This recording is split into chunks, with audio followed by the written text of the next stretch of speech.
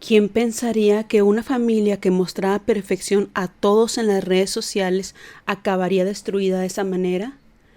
¿Quién pensaría que una persona que fue tranquila y amable toda su vida mataría sin compasión a su propia familia? Chris era un tímido estudiante promedio, pero brillaba en los deportes. Es difícil encontrar un niño más perfecto. Si alguna vez he tenido un estudiante que iba a ser extremadamente exitoso, eres tú, le decían sus profesores. Era muy callado e introvertido, pero siempre educado y cortés. Nunca lo he visto enojarse con nadie.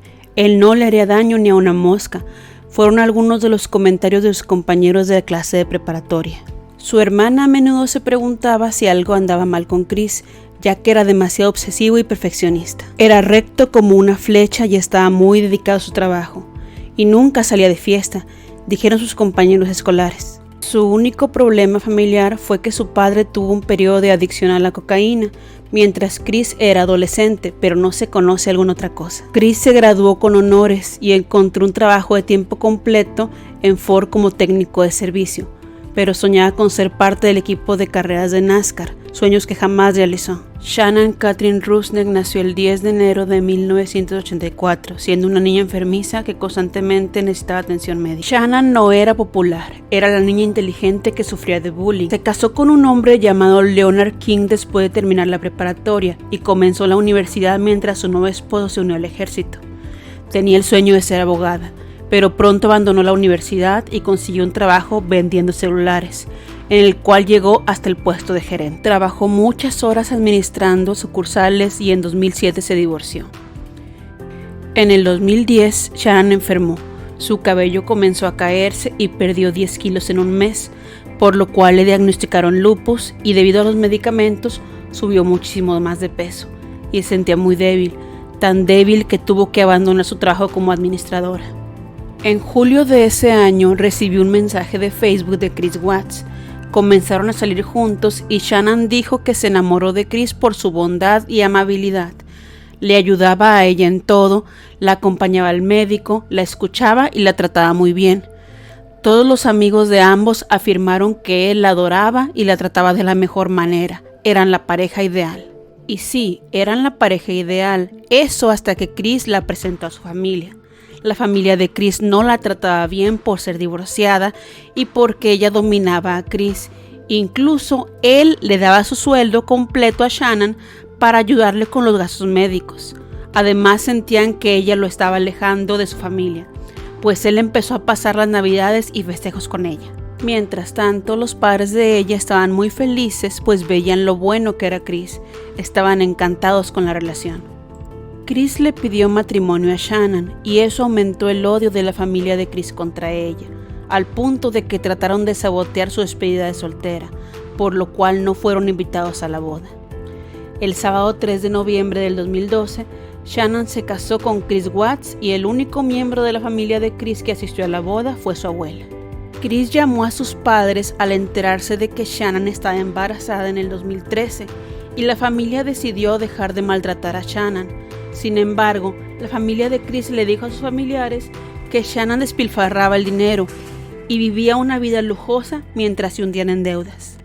Así que Shannon le encontró un trabajo a Chris en los campos petroleros. A todos los amigos de Shannon les agradaba Chris, pues aunque era tímido y callado, era extremadamente amable y cariñoso, ayudaba y complacía a todo el mundo.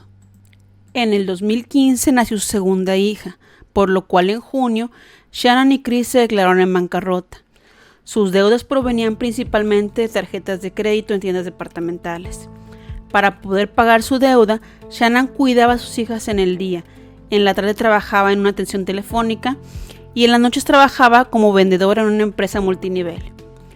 Chris bajó de peso y aumentó su masa muscular para anunciar y promover los beneficios de los suplementos que vendía Shannon.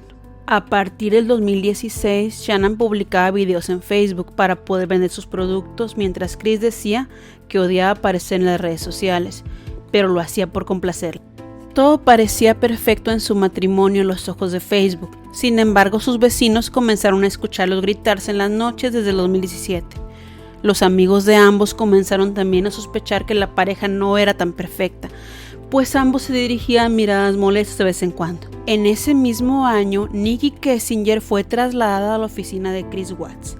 Los compañeros de él revelaron que ambos se miraban en la oficina y ella lo comenzó a buscar en Google, donde encontró las publicaciones de Facebook de su esposa y sus hijas. Chris le sugirió a Shannon tener un tercer hijo y en pocos meses el deseo se hizo realidad.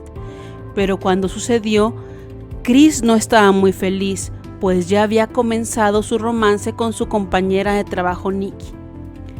La policía encontró también registros de la búsqueda de vestidos de novia, además de venta y compra de casas en las búsquedas de Google de Nikki, demostrando que ella estaba pensando en casarse con él. Shannon poco a poco empezó a sospechar de la relación extramarital de su esposo, pues él estaba constantemente distraído y no les ponía atención ni a ella ni a sus hijas. En el último viaje de la familia, Shannon estuvo vomitando mucho y se sentía muy mal, lo cual fue atribuido al embarazo, cuando en realidad Chris la estaba envenenando e incluso le dijo que él no quería al bebé que esperaban y que quería que ella lo abortara, lo cual ella le contó a una de sus amigas por mensajes de texto. Chris le confesó a Shannon que quería el divorcio. El motivo, según las amigas de Shannon, era que ella lo había alejado de sus padres. Incluso comenzaron a dormir en camas separadas y a planear dónde viviría cada uno. Sin embargo, Shannon siguió tratando de convencerlo de seguir juntos. Pocos días antes del asesinato, Chris le envió a Shannon una extraña fotografía de una de las muñecas de las niñas cubierta con una sábana como si estuviera muerta. Desconcertada, ella lo publicó inmediatamente en Facebook con el mensaje "No sé qué pensar de esto". Aún así, Shannon, en un último esfuerzo por salvar su matrimonio, le envió una carta de amor a Chris, donde le prometía hacer un esfuerzo por llevarse bien con sus padres. Además, hizo una revelación del sexo del bebé grabada. Estaban esperando a un niño al que llamarían Nico, y le regaló un libro a él, que también adquirió para ella, sobre tratar de recuperar su matrimonio. En contraste, Chris tiró el libro a la basura al recibirlo. En la última fiesta de cumpleaños donde lleva a sus hijas, Chris posteriormente reveló que ya no sentía nada por ellas, absolutamente nada.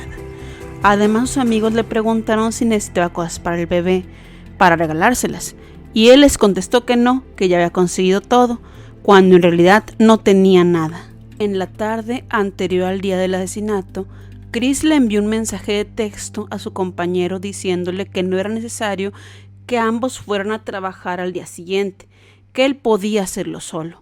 Los investigadores ahora creen que era parte de su plan para deshacerse del cuerpo de Shannon y sus hijas. A la 1:48 de la mañana, Shannon Watts entró por última vez a su casa. Tuvieron relaciones sexuales por última vez y durmieron juntos. En la madrugada, antes de irse a trabajar, Shannon le dijo que sabía que había alguien más y comenzó a llorar. Ella dijo que se iba a ir con Bella y Celeste y que él nunca las vería de nuevo. Luego Watts le dijo que ya no la amaba y le rodeó el cuello con las manos y comenzó a estrangularla, mientras ella lloraba y murió. A las 5:17 a.m. metió el cuerpo de su esposa en 2 bolsas de basura negras, una sobre su cabeza y la otra sobre sus pies. Las chicas seguían preguntando si mamá estaba bien, y Watts les aseguró que ella estaría bien. A las 5:45 de la mañana, Watts, sus hijas y su esposa salieron en su camioneta a los tanques petroleros del trabajo de Chris. Diciéndoles a Bella y Celeste que volvería pronto, salió, abrió la parte trasera de la camioneta y sacó el cuerpo de Shannon. ¿Qué le está haciendo mami?, preguntó Bella. Arrastró el cuerpo de su esposa envuelto en las bolsas de basura y lo arrojó en un matorral, observando cómo el feto de su bebé ya había salido del cuerpo sin vida de su esposa. Luego, mientras su hija mayor, Bella, mirando con horror, asfixió a Celeste, con su cabeza envuelta dentro de su manta favorita. Tranquilamente cargó el cuerpo muerto de Celeste hasta aventarla a uno de los tanques de gasolina. Después regresó a la camioneta donde Bella lo estaba esperando. ¿Qué pasó con Sissy?, preguntó ella. ¿Sucederá lo mismo conmigo? Sí, respondió su padre con frialdad, mientras agarraba la manta y se acercaba a ahorcarla. ¡Papá no! ¡Papá no!, gritó Bella, quien luchó desesperadamente por su vida, mordiéndolo y tratando de respirar. Luego recogió el cadáver de su hija y la llevó a otro tanque de gasolina. Después de que terminó, a las 7:40 de la mañana, envió un mensaje de texto al iPhone de Shannon. Si llevas a los niños a algún lugar, avísame dónde están. A las 8:25 de la mañana, Watts volvió a llamar al teléfono de Shannon, dejando un mensaje de voz de 23 segundos. Watts llamó a la escuela de las niñas y anunció que Bella y Celeste no regresarían a la escuela, ya que él y Shannon se estaban mudando de casa. Él preguntó si sus hijas habían ido a la escuela esa mañana, a lo cual le respondieron que no. Sus compañeros de trabajo hicieron bromas de lo mal vestido, sucio y sudado que estaba Watts. A las 10:10 de la mañana, Watts hizo búsquedas de Google de la letra de la canción de Metallica, Battery, sobre matar a una familia. Luego llamó al hotel que tenía reservado Shannon para cancelar su reservación de las vacaciones románticas que ella había planeado. Durante las siguientes horas, Chris Watts comenzó a recibir llamadas y mensajes de texto de los amigos de Shannon, que estaban preocupados por no poder contactarla. Su mejor amiga Nicole Atkinson estaba preocupada porque Shannon no asistió a la visita de su médico y porque las niñas no habían asistido a la escuela, así que fue directamente a la casa de ellos. A las 12:10 p.m., Nicole tocó el timbre, pero no hubo respuesta. Ella y su esposo gritaron el nombre de Shannon varias veces, pero no recibieron respuesta. Al no obtenerla, llamaron a Chris, quien les contestó: estoy ocupado y estoy en el trabajo. ¿Podrías irte y dejar de jugar con mis puertas? Y luego les colgó. A las 12:43 de la tarde, le envió un mensaje de texto a Watts nuevamente, decidida a obtener una respuesta, pues habló con varios amigos de Shannon y descubrió que Chris les había dado a cada uno versiones diferentes de dónde estaba Shannon y las niñas. Así que le comunicó que iba a llamar al 911 y él le comentó que en ese momento se dirigía a la casa. A la 1:36 de la tarde, Nicole Atkinson llamó a la línea del departamento de policía y a la 1:50 de la tarde llegaron a la casa de los Watts. Aunque estaba a solo 45 minutos de distancia, Watts tardó el doble en llegar, ya que en el camino se cambió de ropa y arrojó las sucias al contenedor de basura. Mientras lo esperaban, Nicole le dijo al oficial de policía que sospechaba de Chris Watts. A las 2:07, Chris Watts llegó a su casa, saludó al oficial y entró solo, no sin antes entrar al auto de su difunta esposa, y minutos después les abrió la puerta. Unos minutos más tarde, el oficial y los demás fueron a la casa de al lado para ver el video de la cámara del vecino, donde jamás se observó a Shannon salir de su casa, así que Watts actuaba muy nervioso. No está actuando bien en absoluto, dijo el vecino al oficial luego de que Watts salió de su casa. Mi esposa y yo los hemos escuchado gritarse el uno al otro. Nicole Atkinson le dijo al oficial que la mamá de Shannon quería que revisaran el GPS de la camioneta de su yerno, ya que pensó que él le había hecho algo. Nicole además le insistió al policía que Shannon no saldría de casa sin un teléfono o los medicamentos de sus hijas con alergias. Todos los amigos y familiares de Shannon sospecharon de Chris, ya que él no lucía preocupado, no quería organizar una búsqueda y habían estado peleando por meses. La policía necesita buscar en el celular de Chris su computadora, se leía en los grupos de búsqueda de Shannon que habían organizado sus amigos. Watts le dijo a la policía que era consciente de que todos estaban enojados con él, pero no sabía cómo podían pensar que haría algo para dañar a Shannon y sus hijas. La policía estuvo llamando a los amigos de Shannon y ellos le dijeron lo preocupada que ella estaba por su matrimonio y que Chris la estaba engañando. La policía llegó con perros para buscar cadáveres a la casa de los Watts, junto con varios medios de comunicación.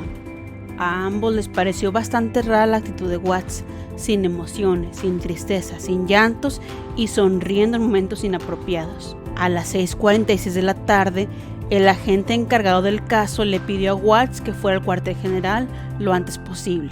Watts accedió a hacerlo e inmediatamente llamó a su padre y le pidió que volara a acompañarlo. Nikki Kessinger comenzó a investigar cuánto tiempo mantienen las compañías telefónicas los mensajes de texto y si la policía puede rastrearlos.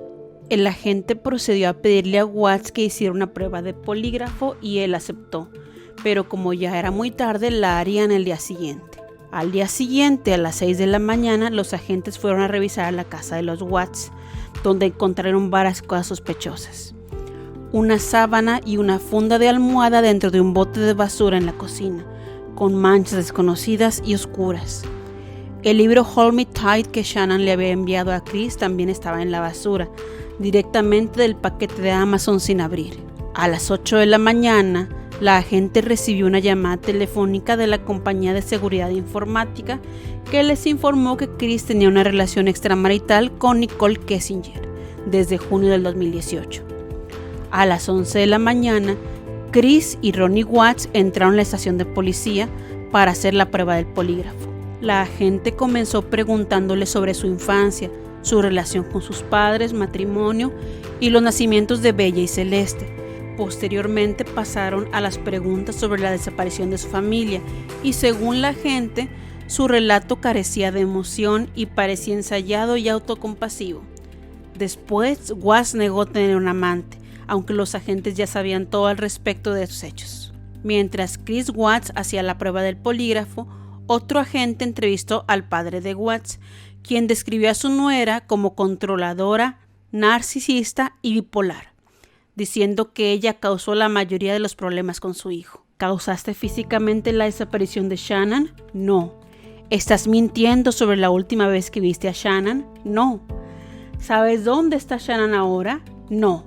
Media hora después de terminada la prueba, la agente Lee le comunicó los resultados a Watts. Creo que ya lo sabes, no pasaste la prueba del polígrafo.